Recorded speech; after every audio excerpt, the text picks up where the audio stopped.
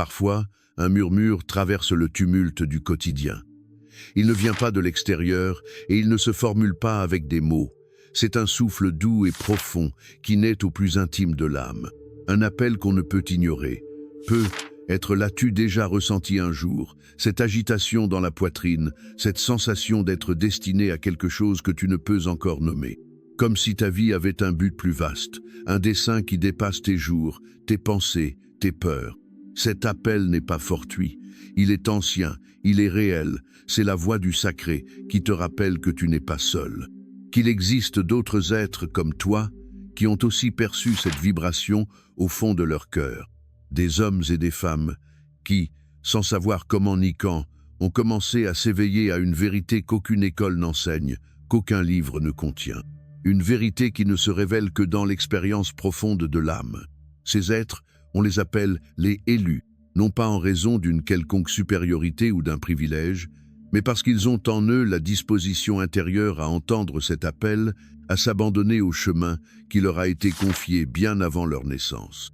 Tous ne l'entendent pas, tous ne l'acceptent pas, mais ceux qui l'accueillent entamant une traversée qui les transforme de l'intérieur, à l'image du fleuve qui ne cesse de couler jusqu'à rejoindre la mer.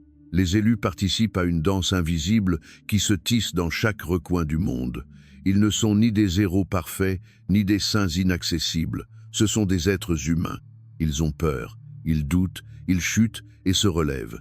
Mais chacun porte en lui une semence unique, une vibration essentielle qui, une fois déployée, contribue à l'éveil collectif de l'humanité. Certains, guidés par une lumière intérieure que rien ne peut éteindre, deviennent des éveilleurs.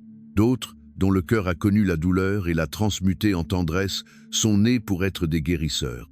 Il y a ceux qui affrontent l'obscurité avec le feu dans le regard, des guerriers d'esprit qui ne redoutent pas le chaos si de celui-ci peut naître l'ordre. Certains avancent les yeux tournés vers l'horizon, rêveurs de l'avenir que nous appelons les visionnaires. Il y a aussi ceux qui ont consacré leur vie à comprendre et à partager la sagesse, les maîtres. Et enfin, ceux qui construisent des ponts entre les mondes, entre les âmes, entre les blessures, ceux que nous nommons les bâtisseurs de ponts. Chacun porte son essence, chacun a sa mission, mais aucun n'est séparé des autres, car cette trame de transformation ne peut se tisser avec un seul fil, elle a besoin de tous. Ensemble, ils forment une symphonie spirituelle, une force vivante qui palpite à chaque acte de conscience, de compassion, de vérité. Peut-être fais-tu partie de ces êtres. Peut-être le sais-tu déjà. Peut-être es-tu en train de t'en souvenir. Cette histoire ne cherche pas à te convaincre, ni à t'imposer un unique chemin.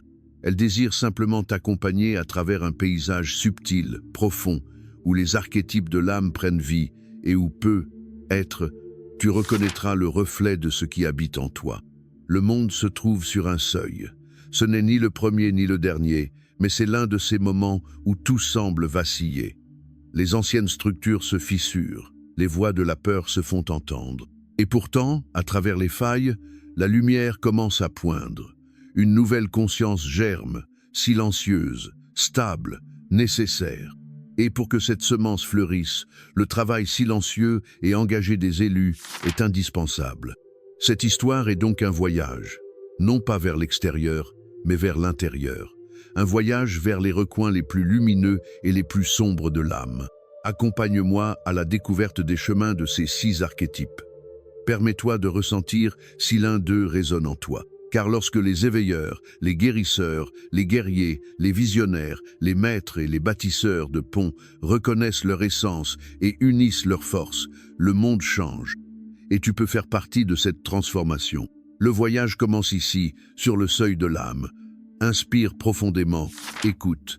Peut-être que l'appel ne vient pas de loin, mais du plus intime de ton être. Es-tu prêt à te souvenir de qui tu es ? Aux prémices de l'éveil spirituel, alors que le monde sommeille encore dans les brumes de l'oubli et de la routine, certains commencent à ouvrir les yeux. Ils ne le font pas brusquement, ni avec des certitudes nettes. Ils s'éveillent comme on sort d'un long rêve, d'abord confus, mais chaque instant un peu plus lucide. Ces êtres, les premiers à ressentir le changement imminent, nous les appelons les éveilleurs. Ils naissent avec une sensibilité particulière. Ce n'est pas toujours une évidence pour eux. Parfois, dès l'enfance, ils sentent qu'ils ne rentrent pas dans le moule. Il y a dans leur regard une interrogation constante, une soif de comprendre qui refuse les réponses faciles. Tandis que d'autres acceptent les règles du jeu sans les remettre en question, l'éveilleur s'arrête. Il interroge. Il presse au-delà du visible, quelque chose vibre, quelque chose de profond qui palpite derrière chaque geste, chaque mot, chaque structure imposée.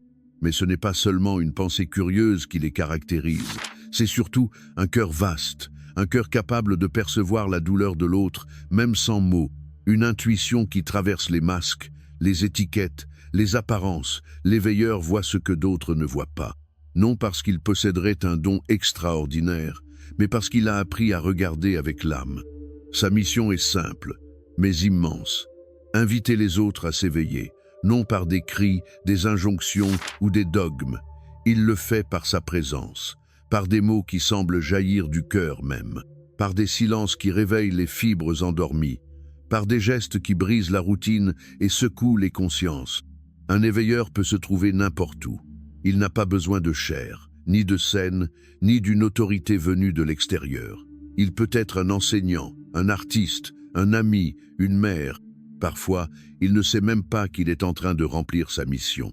Il sait seulement qu'il ne peut pas vivre dans le mensonge, qu'une force intérieure le pousse à l'authenticité, à la cohérence, à la vérité. Et dans cette marche sincère, il éveille les autres, comme une bougie qui en allume une autre, puis une autre encore. Toutes les âmes ne sont pas prêtes pour la lumière, et l'éveilleur le sait. C'est pourquoi son chemin est aussi parsemé d'épreuves. Certains le rejettent, le craignent, l'accusent de troubler une paix bâtie sur l'oubli. L'éveilleur dérange, car il révèle. Et il n'y a pas de révélation sans perte, sans rupture, sans transformation. C'est pourquoi son chemin est aussi celui du courage intérieur. Il doit soutenir sa vérité même lorsque tout autour de lui la renie. Il doit se regarder avec une honnêteté brutale, car on ne peut guider les autres si l'on est encore soi-même endormi. Il affronte ses ombres, ses blessures, ses contradictions. Il tombe souvent, doute, se replie, mais il revient toujours, car la flamme en lui ne s'éteint jamais. Il sait que l'éveil n'est pas une destination, mais un processus. Chaque âme que l'éveilleur touche, même sans le savoir, commence à se souvenir.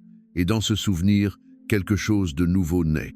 Non pas une vérité imposée, mais une étincelle intérieure qui commence à brûler d'une lumière propre. L'éveilleur ne cherche pas des adeptes, il cherche des compagnons de route, des êtres qui osent regarder, ressentir, lâcher l'ancien pour embrasser ce qui est vrai. Et ainsi, au cœur du chaos du monde, les éveilleurs avancent. Parfois dans la solitude, parfois au milieu des foules. Ils ne cherchent ni gloire ni approbation, ils ne cherchent que la lumière. Et dans leur quête, ils éclairent. Car chaque pas qu'ils font vers leur propre éveil est un pas qui ouvre la voie aux autres. Sans eux, les autres élus ne pourraient progresser, car le guérisseur a besoin de l'éveilleur pour trouver la racine de la douleur. Le guerrier a besoin de sa clarté pour savoir ce qu'il doit défendre. Le visionnaire a besoin de celui qui voit au-delà pour imaginer de nouveaux futurs. Le maître ne peut enseigner si personne n'a osé poser les bonnes questions. Et le bâtisseur de ponts ne peut unir ce qui demeure encore caché dans l'ombre. L'éveilleur est, en quelque sorte, le commencement de tout, l'étincelle, le premier frémissement, non par supériorité, mais par fonction, car quelqu'un doit bien allumer la torche au cœur de la nuit. Et bien souvent, ce quelqu'un est celui qui s'y attendait le moins. Si tu as déjà senti que le monde dormait, que personne ne se posait de questions, que tout semblait suivre une routine aveugle, et que quelque chose en toi se rebellait, s'agitait, refusait d'accepter, alors peut-être fais-tu partie d'eux, peut-être es-tu venu toi aussi pour éveiller. Dans les recoins où réside le silence de l'âme, juste après l'éveil, surgit un besoin profond, guérir. Car l'éveil révèle des vérités, mais il ouvre aussi des blessures. Il n'y a pas de transformation sans confrontation, et pas de confrontation sans douleur. C'est alors qu'apparaît la présence chaude et ferme du guérisseur. Le guérisseur n'est pas toujours celui qui soigne avec ses mains, ni celui qui prononce des paroles douces et pleines de réconfort. Parfois, c'est celui qui écoute sans juger, qui regarde l'autre avec une compassion si profonde que les défenses tombent sans combat. C'est celui qui a traversé ses propres abîmes, qui a marché le cœur brisé et s'est arrêté pour ramasser, morceau par morceau, ce qui restait de lui-même. Non pas parce qu'il savait comment faire, mais parce qu'il n'avait pas d'autre choix que de continuer. C'est de cette traversée que naît son pouvoir. Ce n'est pas un pouvoir extérieur ni appris, mais incarné. Car le guérisseur n'enseigne pas par la théorie, mais par l'expérience. Il connaît la fragilité de l'âme humaine, car il en a ressenti les fissures. Et c'est pourquoi, lorsqu'il accompagne un autre, il ne le fait pas avec condescendance, mais avec l'humilité de celui qui a déjà été là. Sa mission n'est pas de sauver quiconque, mais de rappeler à chacun qu'il peut se sauver lui-même, que la douleur, bien que déchirante, peut aussi être un passage, que dans chaque blessure se cache une graine de lumière qui attend d'être révélée. Le guérisseur n'impose pas son chemin, il ouvre un espace pour que l'autre trouve le sien. Il soutient, embrasse, reflète, et dans cet acte d'amour inconditionnel, il permet à l'âme fatiguée de respirer. Beaucoup d'entre eux sont nés dans des environnements durs. Ils ont été témoins d'injustices, de pertes, de traumatismes qui ont laissé des marques invisibles. Mais au lieu de devenir cyniques ou froids, ils ont choisi l'inverse. Ils ont choisi de ressentir davantage, non moins, de s'ouvrir, pas de se fermer, d'accompagner, pas de fuir. Non parce qu'ils n'avaient pas mal, mais parce qu'ils ont découvert que la douleur peut devenir une boussole si on l'écoute avec attention. Le monde moderne, dans sa frénésie de progrès, oublie la valeur de l'intériorité. Il nous pousse à ignorer les émotions, à masquer les blessures par le succès, à faire taire la tristesse par la distraction. Le guérisseur marche en sens inverse. Il s'arrête là où les autres fuient. Il regarde là où les autres détournent les yeux. Il sait que ce n'est qu'en affrontant ce qui nous fait mal que nous pouvons véritablement nous libérer. Et il ne s'agit pas seulement de la douleur individuelle.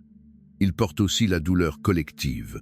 Le guérisseur ressent les cicatrices du monde, celles de la terre meurtrie, des communautés brisées, des générations entières qui ont oublié comment pleurer. Dans sa poitrine, il y a une conscience élargie qui le relie à tout ce qui souffre, même de loin.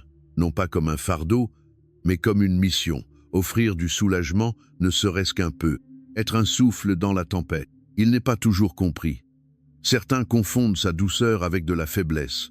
D'autres viennent à lui en quête de salut, sans comprendre que la véritable guérison ne peut venir que de l'intérieur. Mais le guérisseur, dans sa sagesse silencieuse, sait attendre, ne force pas, n'exige rien.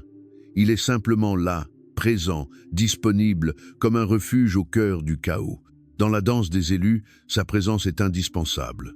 Les veilleurs allument la lumière, mais c'est le guérisseur qui aide à la soutenir quand cela fait mal de regarder. Le guerrier a besoin du guérisseur pour ne pas devenir rigide, pour se souvenir que la force peut aussi être tendresse. Le visionnaire, avec ses idées puissantes, trouve en lui une ancre émotionnelle qui le garde humain. Le maître, qui transmet la connaissance, a besoin du guérisseur pour enseigner avec le cœur. Et le bâtisseur de ponts se nourrit de sa compassion pour créer des liens qui réparent vraiment. Nous avons tous besoin de guérir, tous. Et c'est pourquoi le guérisseur est toujours en mouvement, sous de multiples formes et visages. Il peut être la voix qui apaise en pleine crise, la chanson qui touche une fibre oubliée, la main qui ne lâche pas, l'étreinte qui n'attend rien, le regard qui dit « Je te vois, tel que tu es, et c'est bien ainsi ». Et toi, qui lis ces lignes, peut-être as-tu ressenti ce même élan. Peut-être as-tu soutenu les autres alors que tu étais brisé. Peut-être as-tu offert du réconfort sans savoir pourquoi. Peut-être t'es-tu senti appelé à comprendre la douleur et à la transformer en autre chose. Si c'est le cas, écoute bien. Tu n'es pas seul. Tu fais partie de quelque chose de plus grand. Peut-être es-tu, toi aussi, l'un d'eux. Peut-être es-tu venu, toi aussi, pour guérir. Après l'éveil et la guérison, lorsque la vérité a été vue et que l'âme commence à se réparer, émerge une force qui n'est pas violence, mais détermination profonde. Une force qui n'a pas besoin de s'imposer, car elle connaît déjà sa valeur. Le guerrier naît de la nécessité de défendre ce qui est sacré. Ce n'est pas qu'il n'a pas connu la peur. Il l'a ressentie à maintes reprises. Mais il a appris à marcher avec elle, à la transformer en élan. Il a vécu en marge, là où peu osent poser les yeux. Il a contemplé l'obscurité non comme une étrangère, mais comme une composante de la condition humaine. Et plutôt que de s'y laisser engloutir, il a choisi de devenir torche. Sa force n'est pas une armure. Ce n'est ni de la froideur, ni une dureté feinte. C'est une présence. C'est le corps qui reste quand d'autres fuient. C'est la parole qui s'élève quand tout se taise. C'est le geste qui dit « jusqu'ici », non pas avec colère, mais avec conscience. Le guerrier ne combat pas pour l'ego. Il n'agit pas par vengeance. Il le fait parce que son âme ne tolère pas l'injustice, parce que quelque chose en lui réclame l'équilibre.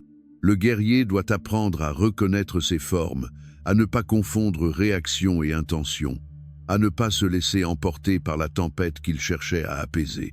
Et cela exige de lui une discipline rigoureuse, mais également empreinte de compassion, une vigilance intérieure constante. Il sait que la colère peut être un feu purificateur, mais aussi une force destructrice si elle n'est pas dirigée. C'est pourquoi il aiguise son discernement, polite ses intentions et s'entraîne chaque jour à l'art de demeurer présent. Non pour vaincre, mais pour tenir, pour être bastion, refuge, gardien. Le guerrier ne recherche pas la gloire. Souvent, il agit dans l'ombre, loin des projecteurs. Il est parfois incompris, perçu comme conflictuel ou dérangeant. Car sa vérité dérange, sa présence confronte. Il ne peut se taire devant ce qui blesse, il ne peut être complice de ce qui oppresse, et pourtant, il n'impose rien. Son combat ne vise pas les personnes, mais les systèmes, les schémas, les croyances qui limitent la liberté de l'âme. Il accompagne les vulnérables, non pas comme un sauveur, mais comme un frère. Il regarde la douleur droit dans les yeux sans peur, car il sait qu'au fond de la souffrance se trouve une dignité. Et il la défend, il l'honore, il l'élève. Car en chaque être qui se relève, le guerrier reconnaît un fragment de lui-même. Il n'est pas seul sur son chemin. L'éveilleur lui rappelle le pourquoi de sa lutte. Le guérisseur lui montre que la force peut cohabiter avec la tendresse. Le visionnaire lui offre un horizon pour lequel résister vaut la peine. Le maître lui transmet les outils nécessaires pour agir avec sagesse. Et le bâtisseur de ponts lui enseigne à ne pas perdre le lien, même au cœur du conflit. Car le guerrier ne peut se durcir. S'il le fait, il perd son essence. Il doit continuer à ressentir, même si cela fait mal. Il doit continuer à croire, même si le monde semble aveugle.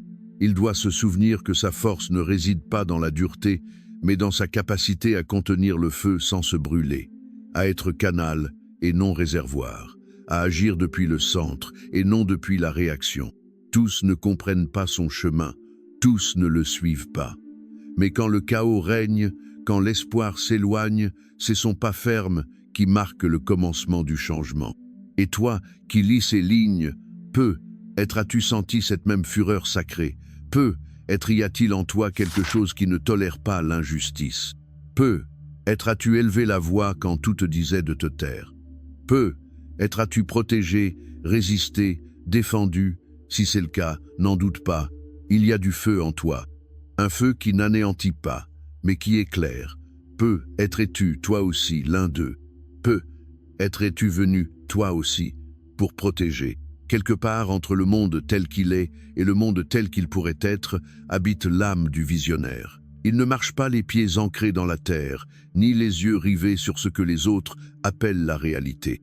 Son regard est tourné vers l'avant, vers le haut, vers l'intérieur, vers ces espaces où l'invisible commence à prendre forme, où l'impossible devient semence, où le futur, encore à naître, peut être effleuré par l'imagination. Le visionnaire ne se sent pas toujours compris. On l'a souvent traité de rêveur, de distrait, d'exagéré.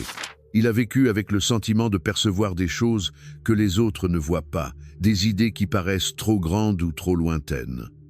Mais il ne peut s'en empêcher.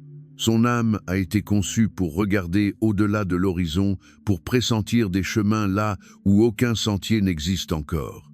C'est un tisseur de futur, un alchimiste de la pensée. Un artiste qui esquisse des possibilités sur une toile que les autres voient encore blanche. Dès son plus jeune âge, le visionnaire commence à remettre les structures en question, non parce qu'il les méprise, mais parce qu'il sent qu'il y a au-delà quelque chose de plus vaste. Ce qui est ne lui suffit pas. Il aspire à ce qui pourrait être.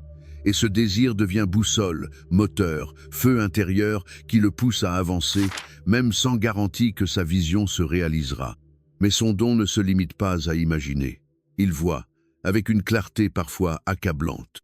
Car en lui vit une cartographie complexe, un réseau de connexions qui l'oriente vers de nouvelles manières de comprendre l'existence. Le visionnaire n'invente pas à partir du vide.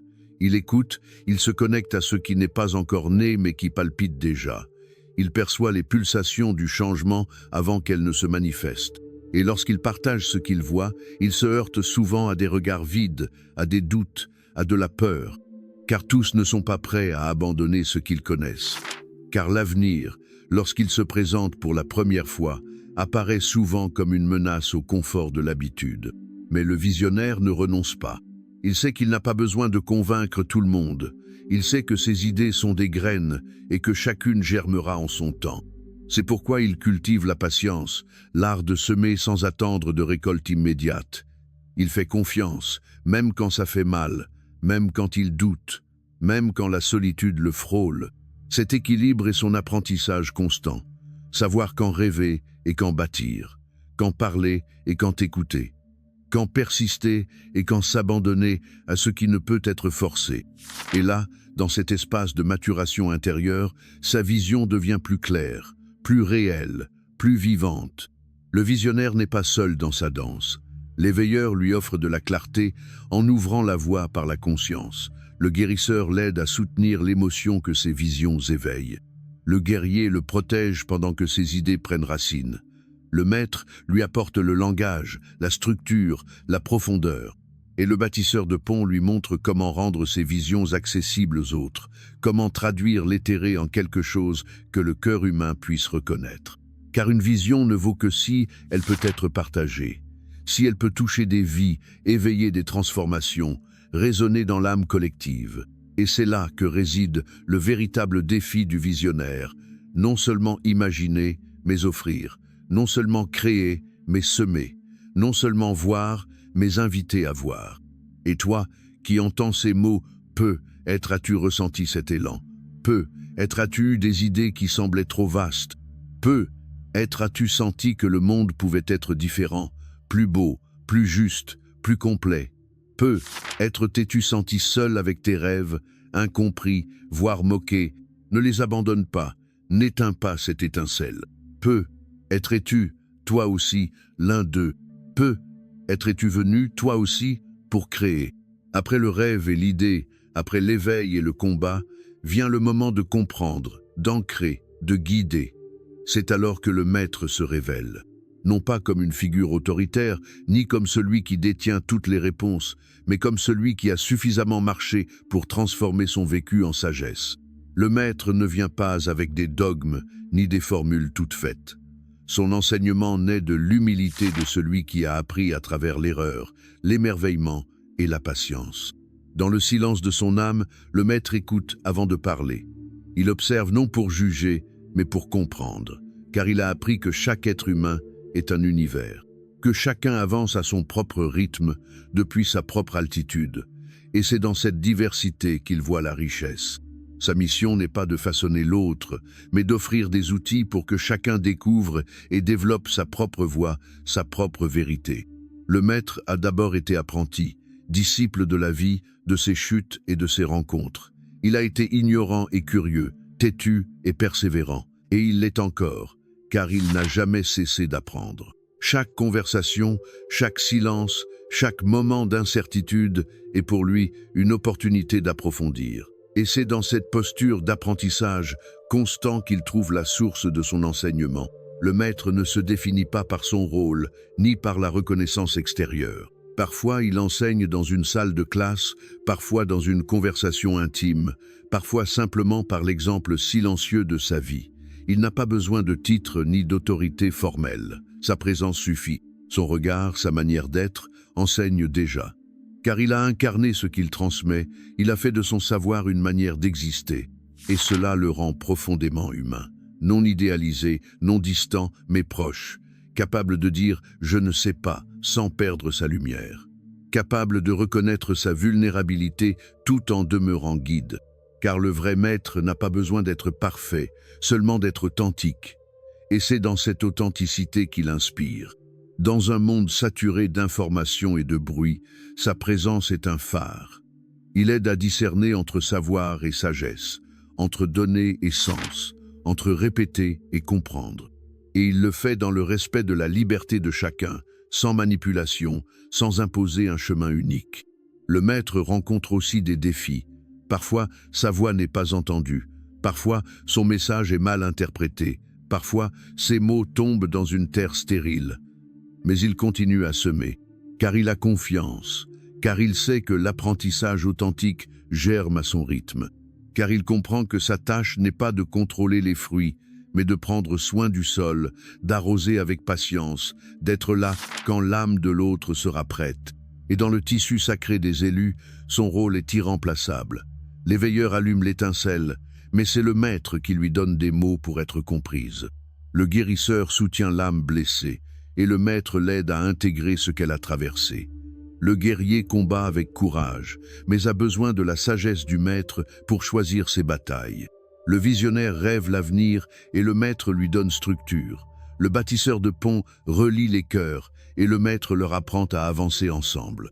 Sans le maître, la vérité se disperse, la vision se brouille, la passion déborde. Avec lui, tout prend forme.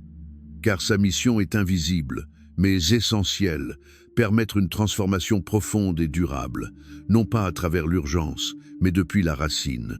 Et toi, qui lis ces mots, peu as-tu senti cet appel? Peu t'es-tu surpris à partager ton expérience? Peu quelqu'un t'a dit un jour que tes paroles ont fait bouger quelque chose en lui? Peu ressenti le besoin de continuer à apprendre, non par orgueil, mais par amour? Si c'est le cas, écoute cette voix. Ne l'étouffe pas. Peu es-tu, toi aussi, l'un d'eux? Peu es-tu venu, toi aussi, pour guider? Quand les mots ne suffisent plus, quand les certitudes s'effacent, quand les différences deviennent des murs et que l'incompréhension sépare plus qu'elle ne relie, alors se manifeste l'âme du bâtisseur de ponts. Sa démarche n'est ni bruyante ni spectaculaire. C'est un murmure qui se glisse entre les fissures, une main tendue qui franchit la distance. Sa mission n'est pas de briller, mais de relier. Son don n'est pas de convaincre, mais de réconcilier. Le bâtisseur de ponts vit entre les mondes. Il habite les marges et les centres, les extrêmes et les nuances. Il ne reste pas sur une seule rive, mais va et vient, encore et encore, à la recherche des fils invisibles qui nous relient par-delà nos différences apparentes. Il écoute là où d'autres interrompent. Il comprend là où d'autres se ferment, non parce qu'il sait tout, mais parce qu'il a fait de l'empathie sa boussole la plus sacrée. Il est sensible au langage de l'âme. Il sait que les blessures ne crient pas toujours. Parfois, elles se cachent derrière la colère, la distance, le jugement. Le bâtisseur de ponts ne répond pas par la dureté, mais avec une tendresse ferme. Il regarde au-delà des mots, à la recherche de ce besoin silencieux. Il ne se laisse pas piéger par les formes. Il va au fond. Et là, dans cette profondeur, il trouve l'humanité. Il n'est pas neutre, mais il est juste.